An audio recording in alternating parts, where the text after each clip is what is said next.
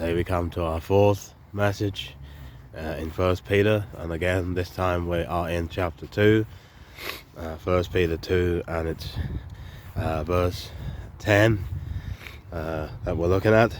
And here the title of Christ in 1 Peter is Merciful Master.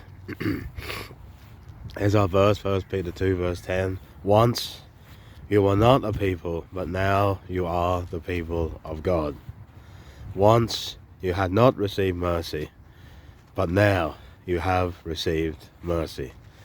This, of course, is a quote from Hosea chapter 1, verse 9 and 10, and of course in chapter 2 and verse 23.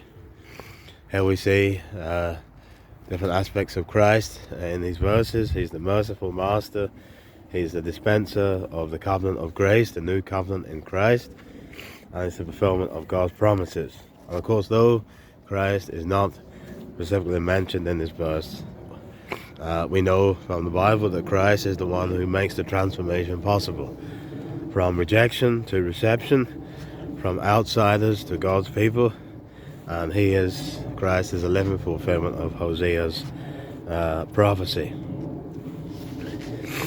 And of course in those references to Hosea, which the believers of a Jewish background would have known about, references are in chapter 1 verse 9 and 10, and chapter 2 verse 23, where God originally declared judgment on unfaithful Israel. First they were called Lo Ami, which means not my people, and then Hosea was to have another son, Lo Ruhamah, and Lo Ruhamah means no mercy.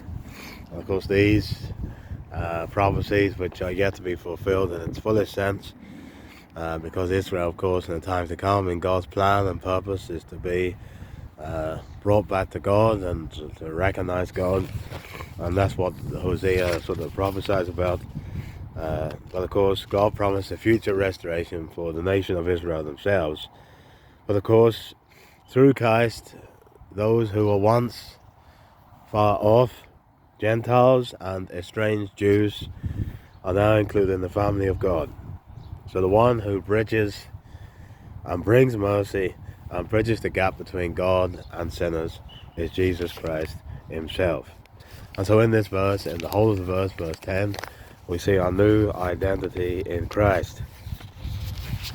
First of all, we see we're a chosen race. We've been chosen by Christ to serve him as Christians. Well, we're all priesthood. That is, we are to go out and to be a witness for him. The verse speaks about showing forth the virtues of him who has called us out of darkness into his marvelous light. And that's a wonderful purpose to remember, that even amongst the difficulties and troubles that we face, that we're actually called to witness the greatness and the virtues of Jesus Christ. We're a holy nation, and that is a theme of chapter 1 and 2, is this constant desire to be holy. Remember, we're called to be holy back in chapter 1, and then we're God's special possession. And that is something to remember, is that we really do not belong to ourselves. We've actually been brought by Christ. And Peter refers to that back in chapter 1, the precious blood of Christ. All of this is true only because of Christ, not just the living stone, but the one rejected, chosen by God, and who incorporates believers into his redemptive plan. But remember, we started this message with Christ as the merciful master. And remember in chapter 1 verse 3, Peter speaks about those who have been given a new birth to a living hope according to his great mercy. And this is something that Peter recognized in his own life, and we should recognize in our own lives as well, is that we are completely dependent upon the mercy of God. Chapter 1 verse 3 speaks about the fact that God has shown great mercy. And in the verses we read, chapter 2 verse 10, once you have not received mercy, but now you have received mercy. And I thank you for listening, and remember that Christ is a merciful master.